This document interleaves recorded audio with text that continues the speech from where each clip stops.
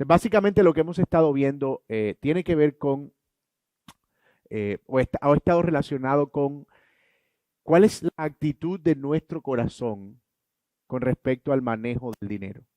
Y una de las conclusiones a las que nosotros hemos llegado es que definitivamente el problema no está en el dinero, el problema está en la condición de nuestro corazón. Y que también definitivamente en cuanto al dinero y al manejo de las finanzas, hay muchos pecados que pueden estar involucrados y no necesariamente la avaricia y no necesariamente la idolatría, que son los más visibles en cuanto al manejo del dinero, sino muchos otros pecados que al final terminan por llevar nuestra mente y nuestros pensamientos lejos de lo que Dios quiere para nosotros de acuerdo con su palabra. Hasta que ya esto no funcionó, eh, vamos a darle así, no hay problema. Creo que tengo las notas aquí en el teléfono también. Entonces, ah, y la primera vez que nos reunimos aquí para hablar de finanzas bíblicas y con lo que abrimos este curso fue precisamente con la idea de que todo le pertenece al Señor. Y esa es una de las verdades que hemos afianzado a lo largo de este curso. Definitivamente, todo lo que nosotros tenemos pertenece al Señor. Dios es el dueño de todo lo que tenemos. Si nosotros no partimos de ese entendimiento, si nosotros no partimos de la idea de que lo que ganamos con nuestro trabajo, lo que recibimos a título de donación, lo que aparece en nuestras vidas de alguna manera como alguna recompensa o remuneración, si no entendemos que todo eso proviene del Señor, lo otro que vamos a entender es que es de nosotros. Y eso nos va a dar la falsa idea de que podemos administrarlo o disponer de él de acuerdo con nuestro criterio y no con los criterios del Señor. Entonces, la base para un manejo sabio de las finanzas o para un manejo bíblico de las finanzas es esencialmente que todo lo que nosotros tenemos pertenece al Señor y no a nosotros. Luego de eso vimos que si nosotros somos mayordomos o administradores de lo que Dios ha puesto en nuestra mano, entonces nuestro llamado es hacerlo conforme a la Biblia dice. Y básicamente estuvimos planteando en este curso las áreas en las cuales nosotros debíamos organizar nuestras prioridades. Decíamos que precisamente en cuanto al manejo del dinero, nosotros estamos invirtiendo o gastando o relacionándonos con el dinero en muchas áreas. Donamos, pagamos, compramos, gastamos en unas cosas o en otras. Y es importante que nosotros tengamos una pirámide de prioridades clara porque nos va a permitir darle destino sabio a eso que Dios pone en nuestra mano. Entonces ese fue el segundo principio, el segundo elemento de este curso que estuvimos viendo. Todo pertenece al Señor, nosotros somos mayordomos y como todo pertenece al Señor y nosotros mayordomos, entonces el gasto, el consumo de esos recursos, nosotros debemos hacerlo sabiamente según Dios y no según nosotros. Y ese según Dios es según las prioridades que nosotros vemos en la palabra del Señor. Y vimos una a una, clase a clase, cada una de esas prioridades. Si ustedes recuerdan bien, veíamos en su orden que debemos ocuparnos en primer lugar de Dios y su obra, luego que debíamos ocuparnos de nuestra familia, luego que debíamos ocuparnos de, si ustedes recuerdan, Dios y su obra, nuestros deberes financieros hacia nuestros padres o hacia nuestra familia, nuestros deberes financieros hacia las organizaciones civiles, finalmente nuestros deberes financieros hacia nosotros mismos y finalmente nuestros deberes financieros o la práctica de la generosidad, que es lo que nosotros hacemos hacia otros. Y fíjense que ese orden de prioridades es el orden que sigue de acuerdo con la palabra de Dios, ¿verdad? Nosotros invertimos inicialmente en la obra del Señor, luego en nuestros padres, porque es básicamente un mandamiento, lo vemos allí entre los mandamientos o nuestra familia, y veíamos principios para nosotros administrar de acuerdo, sabiamente de acuerdo con lo que la palabra de Dios dice, luego nuestras obligaciones gubernamentales o civiles, nuestros deberes con nosotros mismos y finalmente la generosidad que practicamos hacia afuera. Y eso nos pone a nosotros en un escenario, ¿verdad? Bastante claro, porque a veces una de las cosas que nos lleva a nosotros a una mala administración es que creemos que disponemos del dinero para invertirlo en lo que sea, en lo primero que aparezca. Y a veces, por ejemplo, una persona puede tomar todo su dinero y empezar a darlo a la iglesia. Y eso es un problema. ¿Por qué? Bueno, porque esa es una prioridad, pero no es a lo que nosotros deberíamos dedicar todos nuestros recursos, por obvias razones, ¿verdad? Porque al final nosotros no hemos sido llamados a eso, en el sentido de que Dios nos pida exactamente o estrictamente todo lo que nosotros producimos. Y segundo, porque obviamente vamos a estar comunicando un mal testimonio, especialmente en el mundo en que nosotros nos desenvolvemos, acerca de cómo administrar. Y por otro lado, porque nosotros no solo apoyamos o extendemos o somos fieles a la obra del Señor, apoyando la obra del Señor, sino que cuando practicamos generosidad, cuando ayudamos a nuestros padres, cuando somos fieles en nuestras obligaciones civiles, si una cosa no quita la otra. Entonces, la pirámide de prioridades lo que nos ayuda básicamente es a tener en orden hacia dónde se distribuye nuestro presupuesto, hacia dónde se van nuestros recursos. Luego de eso vimos los pecados que están involucrados o que pueden aparecer en esa maniobra de administración. Todo pertenece a Dios, nosotros somos mayordomos y debemos usar el dinero de acuerdo con unas prioridades, pero siempre están apareciendo pecados y nuestros pecados aparecen mayormente cuando tenemos que decidir a dónde envío esto, dónde gasto esto, cómo puedo comprar o puedo comprar esto.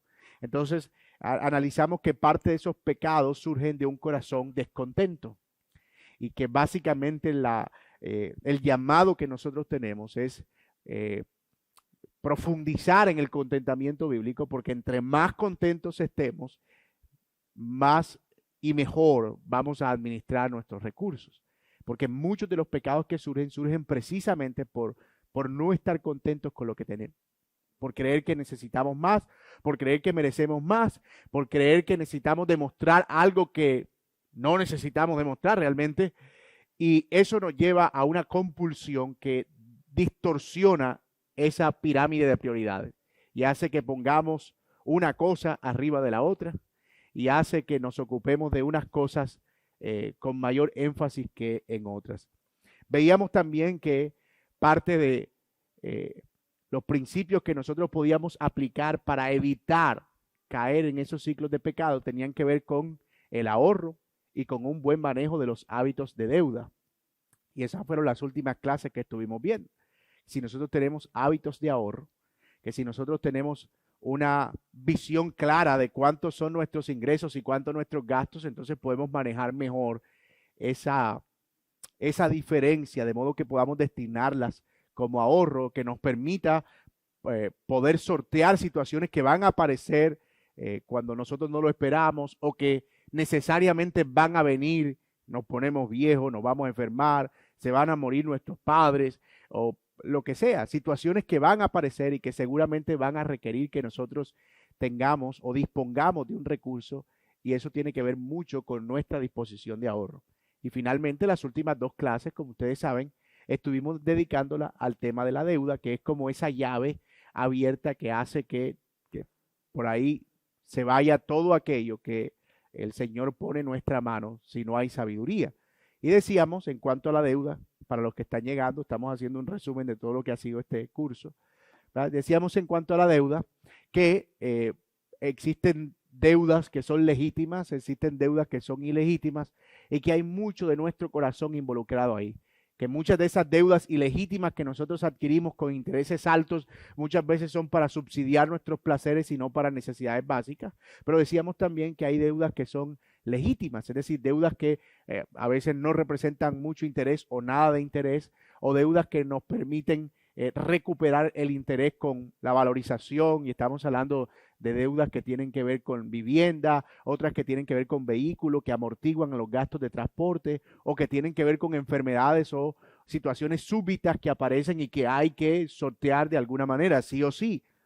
Entonces, veíamos la diferencia que había entre una deuda legítima y una deuda ilegítima y cómo debíamos nosotros conducirnos en ese sentido. Y la clase pasada, creo que estuvimos viendo algunos aspectos de cómo evitar caer en esos ciclos de deuda, y decíamos que hay algunas cosas o señales que empiezan a aparecer cuando no hay un presupuesto, cuando no hay orden, cuando hay déficit, cuando estamos gastando más de lo que ganamos, cuando no tenemos un plan de ahorro. Eso crea los vientos para que la catástrofe de la deuda aparezca, y veíamos algunas medidas espirituales y financieras que podíamos tener para evitar que las deudas se convirtieran en un huracán que acabara con nuestras finanzas y con nuestra mayordomía. Eso ha sido básicamente nuestro curso hasta la clase de hoy. Y lo que vamos a hacer ahora es ver algunos errores que podemos evitar en el manejo de las finanzas personales. ¿Qué cosas nosotros debemos evitar? Ya vimos lo que Dios nos llama a hacer, ¿cierto? El ahorro, evitar la deuda o ser sabio con el tema de la deuda, cultivar contentamiento, etcétera, etcétera. Pero ¿cuáles son algunas de esas cosas que nosotros debemos evitar al momento de trabajar con nuestras finanzas personales? Bueno, de eso es de lo que vamos a estar hablando y aquí vamos a continuar con la guía que hemos usado para este curso, que es la guía del pastor, del libro del pastor Héctor Salcedo, Finanzas Bíblicas, que por cierto, si quieren ampliar y profundizar en el tema, ese es un libro que les recomiendo. La primera cosa que nosotros debemos evitar entonces, en cuanto al manejo de nuestras finanzas personales, es, número uno, vivir al límite. Vivir al límite. No sé si les pasa, pero a veces el manejo financiero se convierte en una carrera de adrenalina. Como que llega el fin de mes y estamos ahí como que al borde.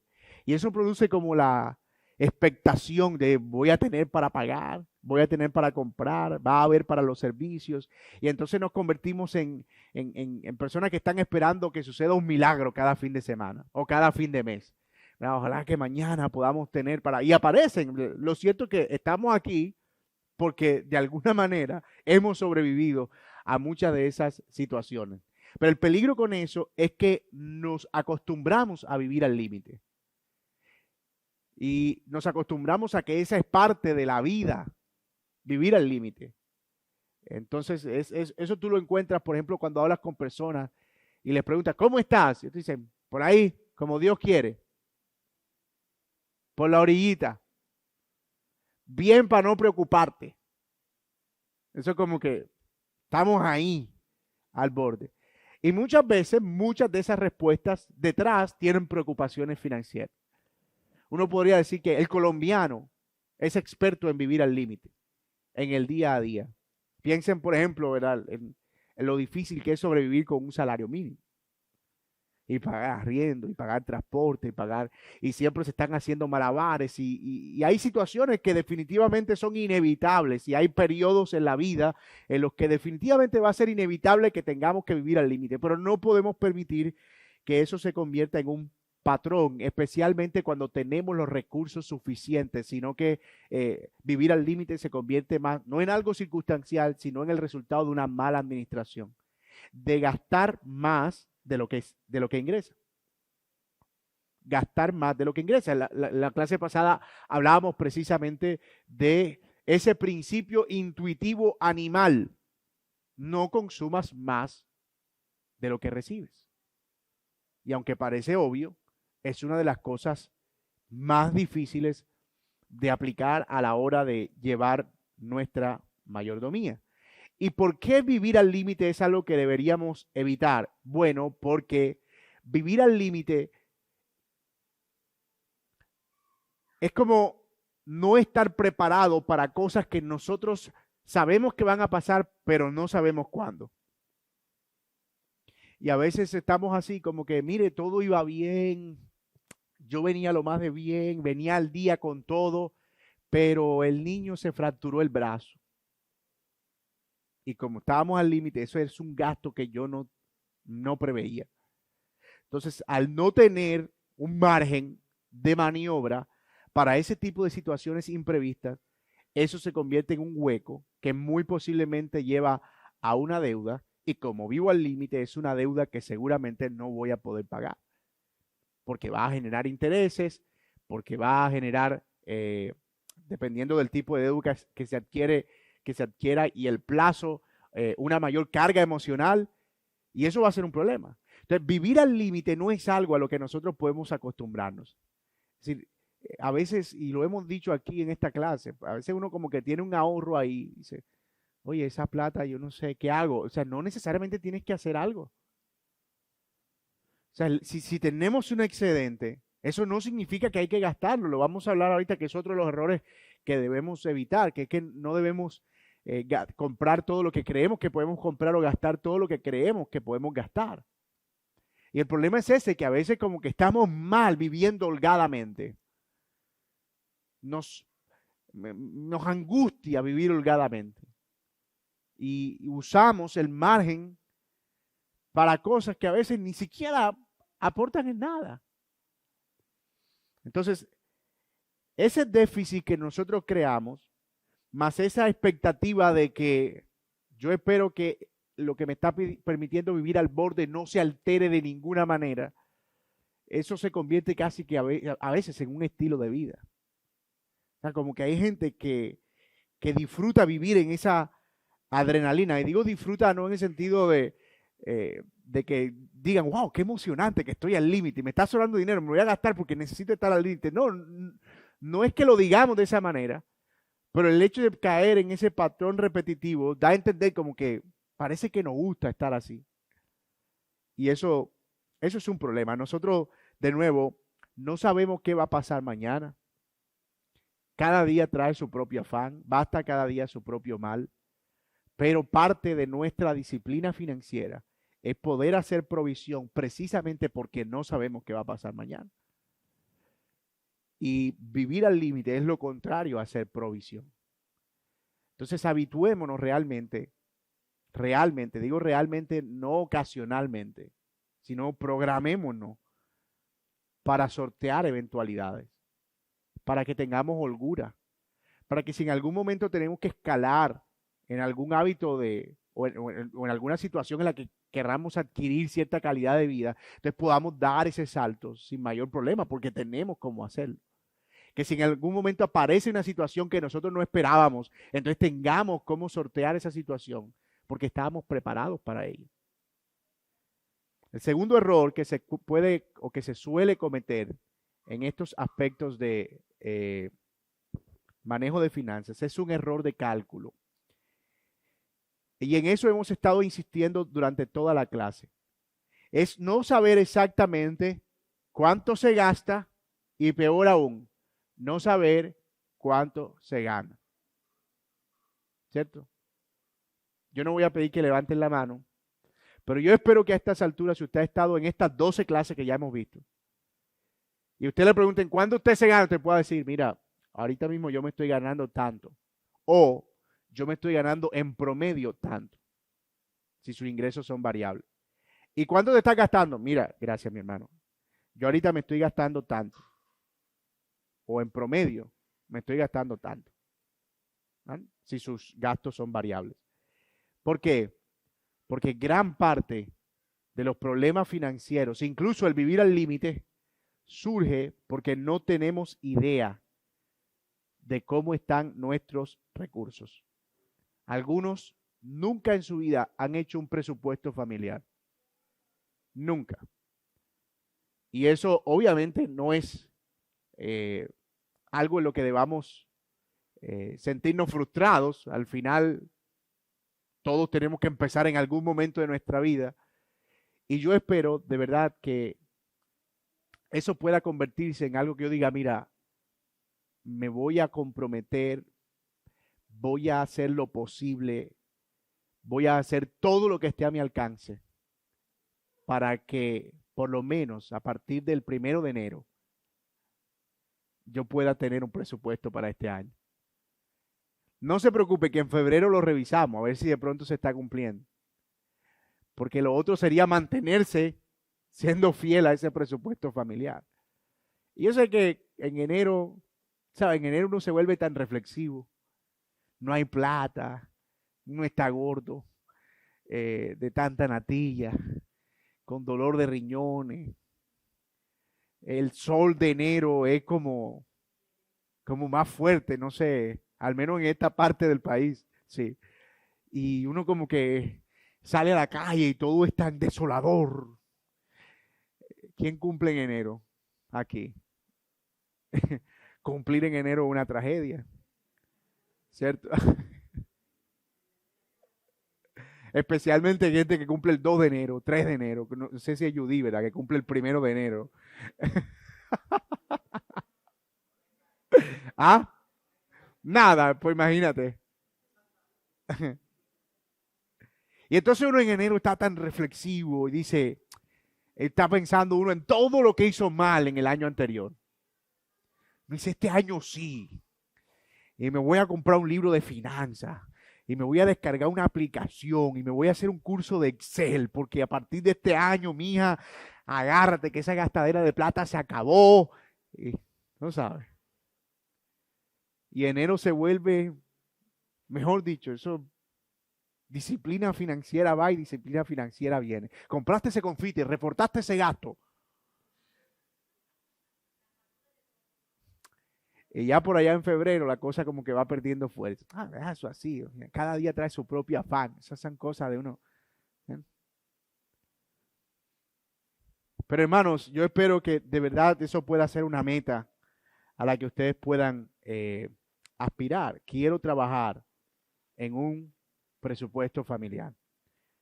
Y para no vivir de los supuestos, para no vivir de esa idea de que el otro año el negocio me va a proveer más o el otro año voy a ver cómo resuelvo. Entonces da mucha tristeza a veces que por no entender algo tan básico, que el problema, de nuevo, el problema muchas veces no es que no hay. El problema es que lo que hay se administra mal por errores de cálculo, por mala planificación. Y yo quiero ser enfático en esto, hermano. Eso es un mal testimonio del Evangelio. Una mala mayordomía es un mal testimonio del Evangelio de Jesucristo. Estamos comunicando algo acerca de Dios a través de nuestra administración. Desorden, improvisación, a veces ese sentido de yo tengo el control de todo, como que soberbia, mañana hago, mañana trafico, mañana. Y esos son pecados que estamos cometiendo contra el Señor. Y yo sé que no son esos pecados que estamos fáciles a admitir. Yo estaba hablando con unos pastores el otro día y les decía, una de las cosas que a mí me causa curiosidad de reunirme con pastores y empezar a hablar acerca de nuestras debilidades es que todos los pastores confesamos el pecado del orgullo. No, mira, yo estoy batallando con el orgullo. Ese es uno de esos pecados que es bien fácil de admitir, porque cuando uno está admitiendo el orgullo, uno se siente orgulloso de su humildad. Mira lo humilde que yo soy, que estoy reconociendo que soy orgulloso. Pero tú no escuchas a alguien decir, mira, yo estoy batallando con la lujuria. De verdad que ahorita mismo yo estoy lidiando con este tema de que estoy siendo muy sensible y estoy viendo mujeres mal vestidas y estoy teniendo que quitar la cabeza. De verdad que estoy batallando, he tenido que quitarme la computadora, he estado cayendo en esos pecados, se me ha ido el ojo. Ni escuchas a nadie decir, estoy siendo un terrible administrador de mis recursos. Porque no nos gusta admitir eso. Es una temporada mala que estoy viviendo. Eso es una situación que va a pasar. Pero no queremos reconocer que hay falta de contentamiento, mala mayordomía, avaricia, idolatría, retener más de lo que es justo. Todos esos pecados que están involucrados detrás de una mala administración. Entre ellos, mala planificación.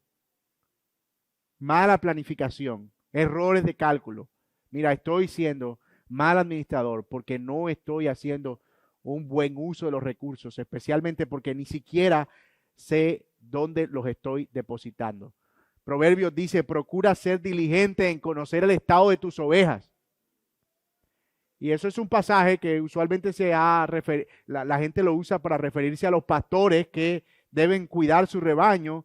Y hay pasajes en la Biblia que hablan de que los pastores deben ocuparse de su rebaño de manera más explícita, pero allí el proverbista se está refiriendo a la actividad pecuaria realmente. A la actividad pecuaria, al hecho de ser diligente en conocer cómo está tu ganado.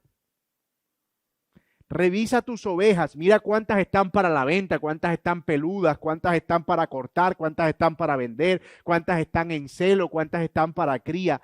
Calcula bien, conoce diligentemente cómo está lo que Dios ha puesto en tu mano. Sé diligente en conocer el estado de lo que Dios ha puesto en tu mano. Es el principio que está detrás de ese pasaje, de lo que Dios te ha dado para administrar. Así que, mis hermanos, se hace necesario tener un presupuesto, tanto de lo que gano como de lo que gasto, de forma que pueda vivir dentro del nivel de vida que Dios me ha dado y recordando no vivir al límite. ¿Qué hace un presupuesto familiar? Me permite vivir al nivel de vida de lo que Dios me ha dado, ni muy por debajo, ni muy por encima, sino al nivel de vida de lo que Dios ha permitido. Dios, dice 1 Corintios 14, es un Dios de orden. Y alguien dirá, ese pasaje está en el contexto del orden del culto y de que debía una persona profetizar y después la otra. En 1 Corintios 14 no tiene nada que ver con el hecho del orden financiero. Ok, entonces Dios es un Dios de orden en cuanto a su creación, en cuanto a su programa de redención, en cuanto a lo que Él espera que una iglesia sea, pero Él no exige orden acerca del manejo de nuestra finanza. Cuando Pablo dice que Dios es un Dios de orden, él está resaltando un atributo de Dios aplicable a toda área de nuestra vida. Dios es un Dios de orden. Y nosotros, por extensión, debemos tener orden, especialmente en nuestro manejo de los recursos. Un dicho de la sabiduría popular dice, cuentas claras.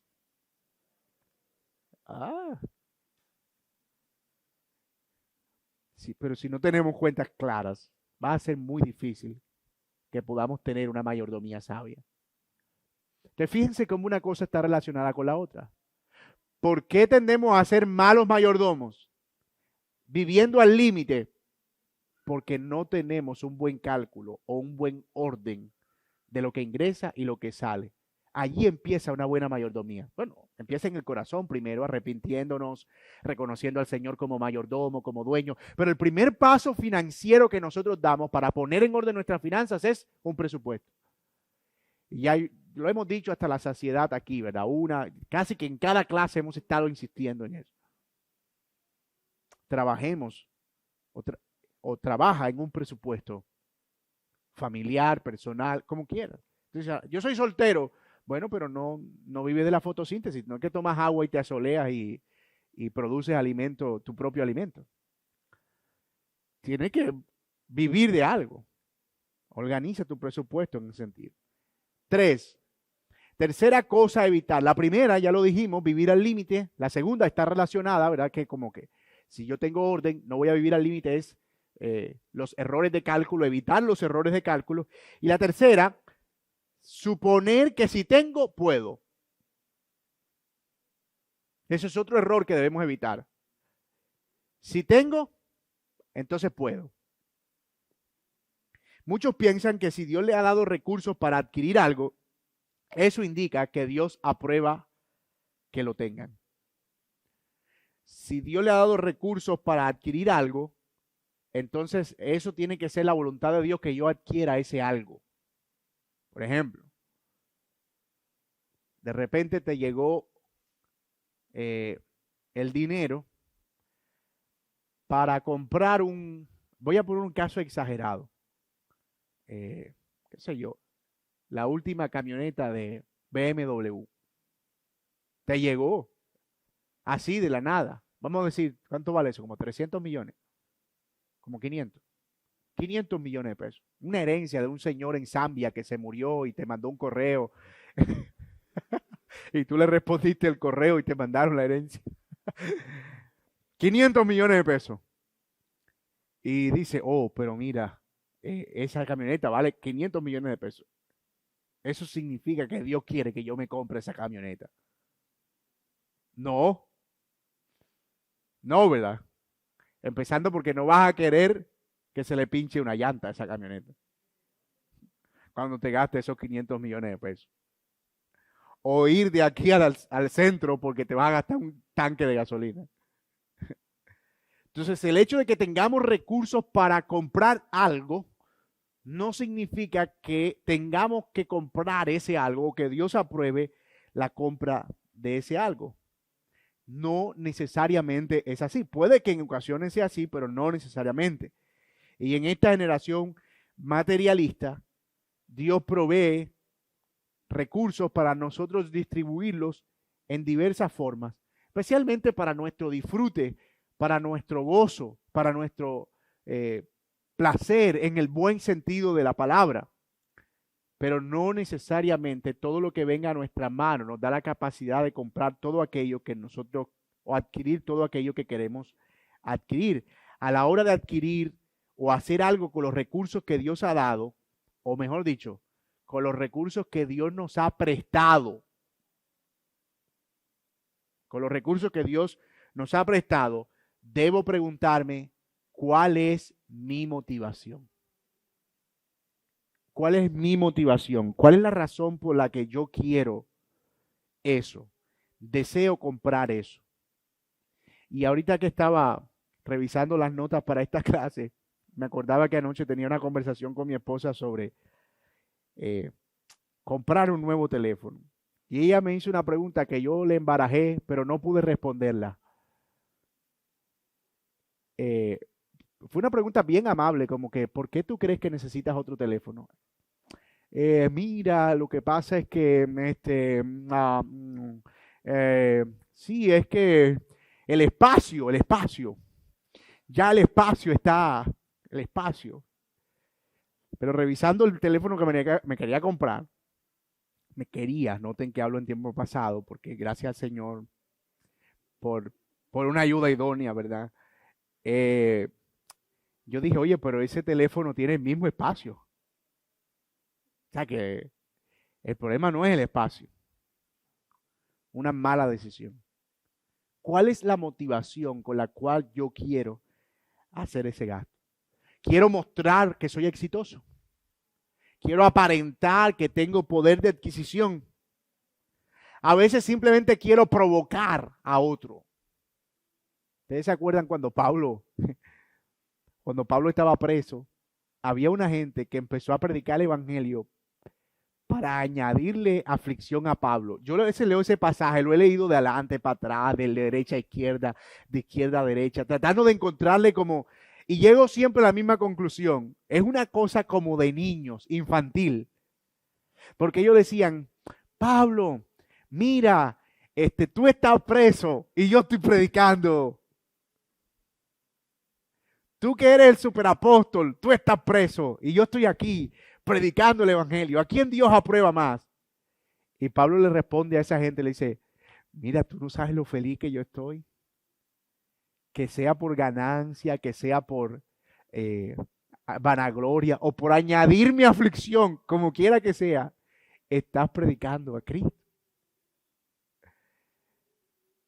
Pero en este caso, cuando hablamos de compra, muchas veces nosotros asumimos la misma actitud infantil, pero no precisamente para hacer algo loable como la predicación del evangelio, sino para consumo.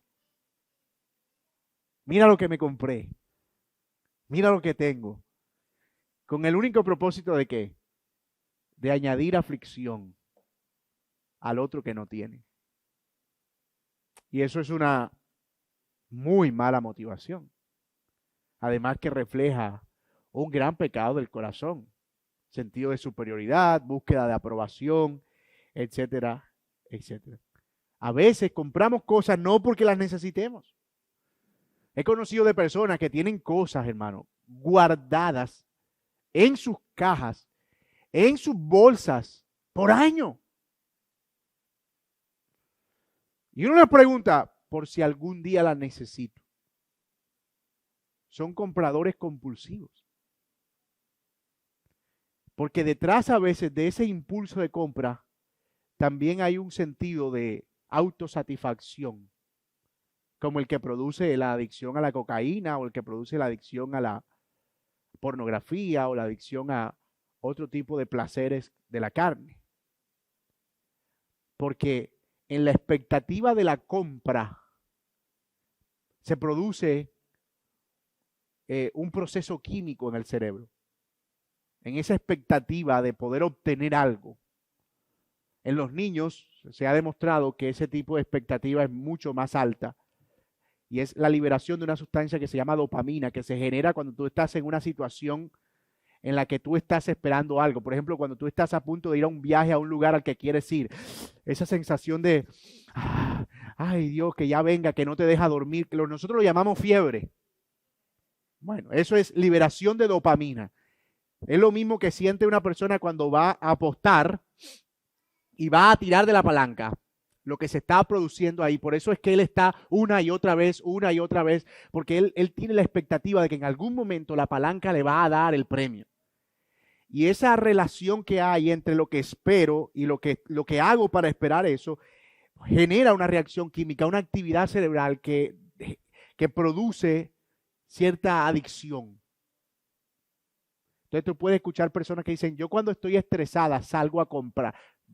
Noten que usé el artículo femenino por mera casualidad. Yo cuando estoy estresado o estresada, para que nadie me acuse aquí de que esto es un problema solo de mujeres, salgo a comprar. O, es decir, yo cuando estoy estresada salgo a molear. Bueno, eso es salgo a vitrinear, que es generación de dopamina gratis. O sea, es como salir y, ay, mira ese vestido, wow, wow, qué bien, si yo lo tuviera.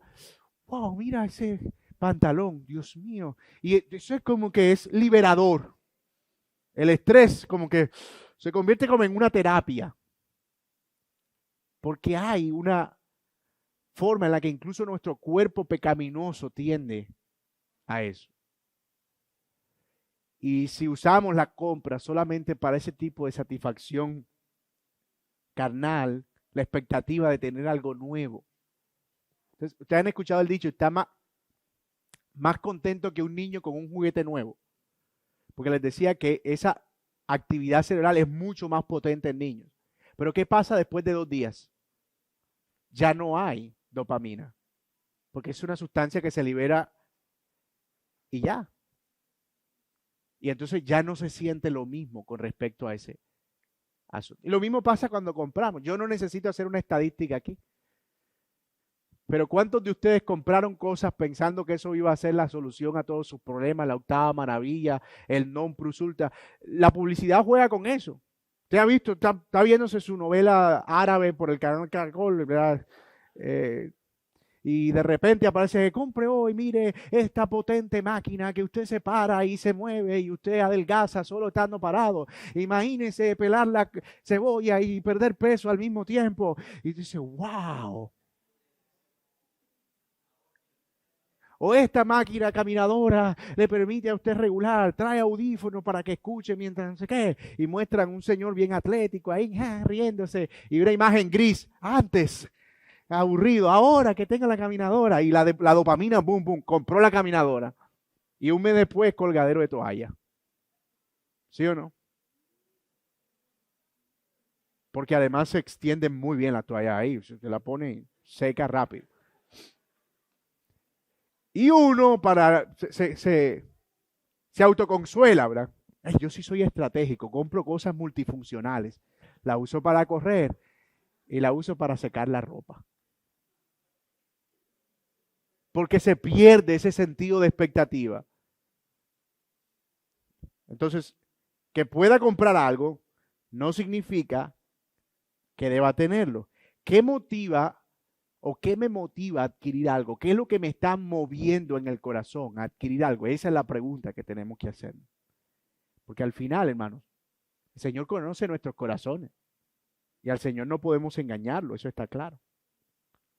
Entonces hemos mencionado 3 cosas que debemos evitar hasta ahora, ¿verdad? Debemos evitar el vivir al límite, debemos evitar la no planificación o la falta de un presupuesto, pero debemos también evitar pensar que si tengo para comprar algo, voy a comprarlo, tengo que comprarlo.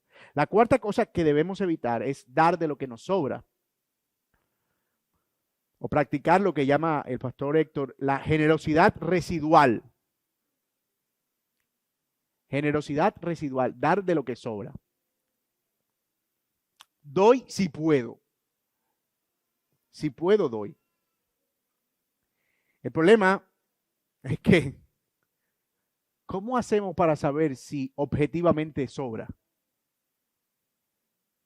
Porque uno diría, oye, me quedó un saldito ahí. No, pero no me quedó.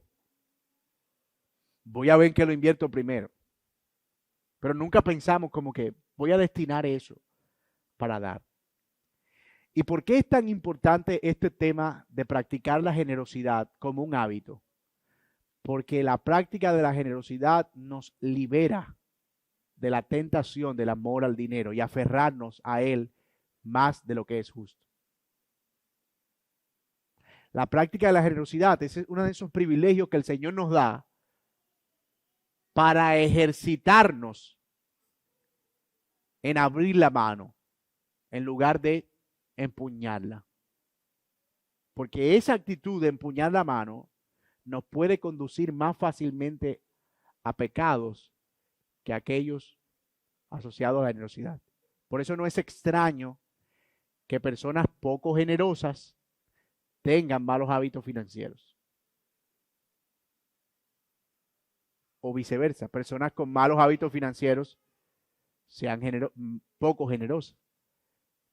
Pero personas con buena disposición financiera sean personas que practican recurrentemente e intencionalmente la generosidad. Siempre debemos preguntarnos cuánto estoy apartando o cuánto estoy disponiendo de mis ingresos para practicar la generosidad. Y hemos hablado de la generosidad en su momento, decíamos que la generosidad tiene niveles, ¿verdad? Que nosotros debemos ser intencionales, que debemos buscar oportunidades para esa generosidad, que empieza pensando, por ejemplo, a los de la familia de la fe, pero no es a los únicos que debemos hacer generosidad, sino incluso también a nuestro prójimo, a los que tienen necesidad. Debemos practicar generosidad con nuestros padres, debemos practicar generosidad con nuestra familia nuclear, porque es una de esas cosas que nos ayuda de nuevo a ser desprendidos. Y esa generosidad tiene que estar marcada por la idea de no dar de lo que sobra, de lo que me queda, sino que intencionalmente yo estoy apartando parte de mi presupuesto para eso. De hecho, Pablo elogia a los macedonios. ¿Se acuerdan cuando les dice en la segunda carta a los Corintios, poniéndolos como ejemplo, que ellos fueron muy generosos, incluso en medio de su pobreza, y dieron aún más allá de sus posibilidades, no dieron de lo que les sobraba? Posiblemente lo de Corinto, que parece que eran una iglesia un poquito más cómoda económicamente, con lo que les sobraba, daba más de lo que daban los macedonios haciendo en toda su fuerza. Es decir, el residuo de los de Corintio probablemente era mucho más en cantidad de lo que estaban dando los macedonios con todo su esfuerzo. Pero Pablo termina elogiando a los macedonios porque ellos dieron no de lo que les sobraba, sino más allá de su fuerza. Es decir, eso tiene que ver también con aquella parábola del Señor en Lucas, la parábola de la viuda. ¿Se acuerdan? Que estaban todos haciendo la fila y de repente todos echaban, pero la viuda, que dio solo 2 blancas, que era la moneda de menor valor en la época, dio todo lo que tenía. Y el Señor dice, ella dio más que todo, porque eso no tiene que ver con la cantidad, sino con la disposición del corazón. Así es Dios con nosotros. Dios es ampliamente generoso. Y básicamente nosotros reflejamos ese carácter de Dios en nuestra vida a través de una práctica de generosidad amplia. Y en quinto lugar, quinta cosa que debemos evitar, pensar en la deuda como una oportunidad. Pensar que la deuda es una oportunidad. No, la agüita, por favor. Tuvimos 2 clases, las últimas 2 hablando del tema de la deuda. Y yo creo que hacemos bien en cerrar con advertir otra vez acerca de la deuda. Y yo les estaba diciendo que bendito Dios que nos permitió tener estas clases en diciembre. Y yo espero que por lo menos usted haya podido hacerle el quite a un par de deudas este mes. Y eso genera mucha satisfacción. En otra época yo me hubiese endeudado, pero esta vez no lo hice. ¡Wow! Hay que celebrar eso. Porque la generación en la que vivimos ha hecho del crédito y la deuda algo bueno. yo recibo un informe mensual de una compañía que mide o califica la capacidad de endeudamiento en Colombia que se llama Data Credit. Yo estoy suscrito eh, a ese boletín y ellos me envían mensualmente un reporte de cómo está mi puntaje de crédito. Y ellos tienen 3 colores, uno rojo, uno naranjado, bueno, y otro se va poniendo como amarillo y tienen uno verde. Y se supone que si tu flechita está en verde es porque tú estás bien, que tienes buena capacidad. Ellos lo califican por puntaje, creo que son 800 el puntaje máximo. Y hermanos, créanme, es realmente extraño que uno ve eso y lo primero que piensa es, oh, mira, estoy en verde. De una, ¿cómo me quieren los bancos? Yo no, oh, mira. Y eso empieza a generar como ese sentido de, porque el crédito y la deuda se ve como algo positivo. De hecho, hemos llegado hasta justificarla con la idea de que es que si no, uno, esto que voy a decir, yo lo he escuchado de taxistas, padres de familia, eh, de todo. Es que si uno no se endeuda, uno no consigue nada. ¿Lo he escuchado?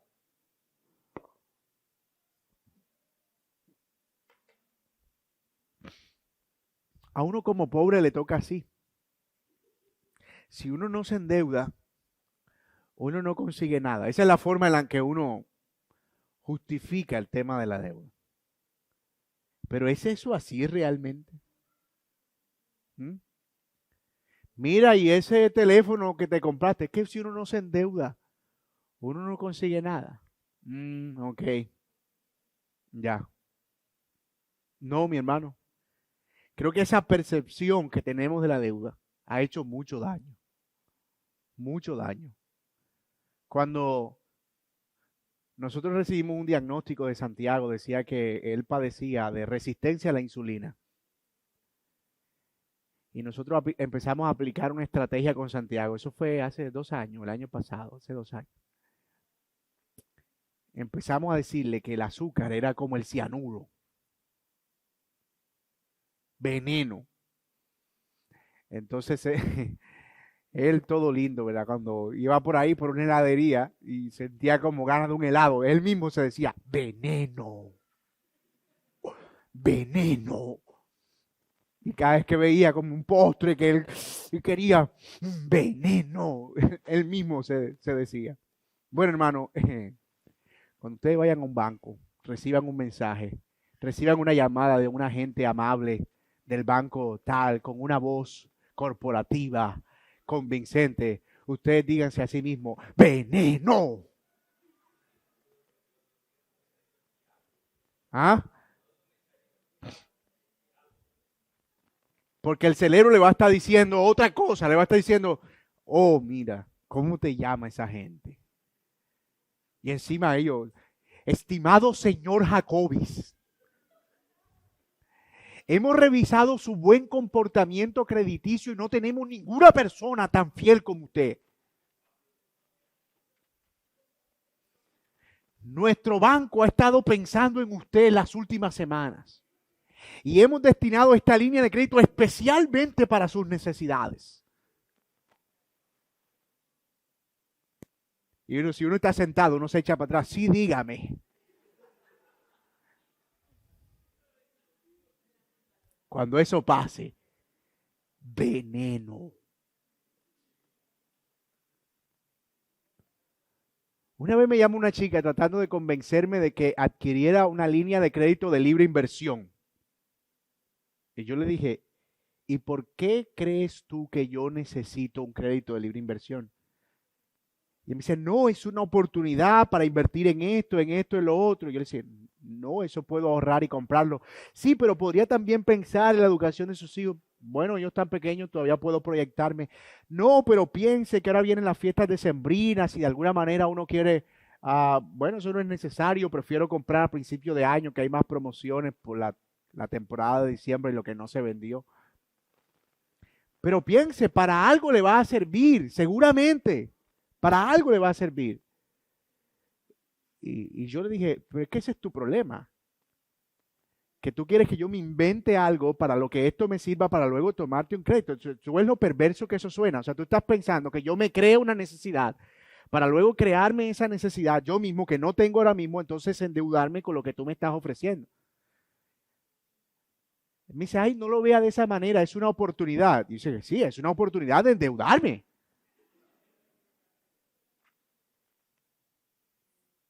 Tú ves, tenemos una tarjeta de crédito con un cupo de tanto y, o sea, a menos que, sí, o sea, ahí, gracias. Pero inmediatamente lo que nuestro cerebro dice es cógela, cógela, agárrala, agárrala, agárrala, agárrala. Y no, mi hermano, que meternos en la cabeza que eh, la deuda no es una oportunidad. No es una oportunidad. Ya hemos hablado ya de deudas legítimas, ilegítimas, no vamos a ahondar ahí, pero saquémonos de la cabeza que la deuda es una oportunidad. Y hay varias razones por las que mencionamos eso. Aunque la deuda no es pecado en sí misma, no es necesariamente la opción más sabia. ¿Por qué? Primero, porque toda deuda implica intereses. Bueno, casi toda deuda, a menos que dice, mira, un familiar me prestó un dinero sin interés.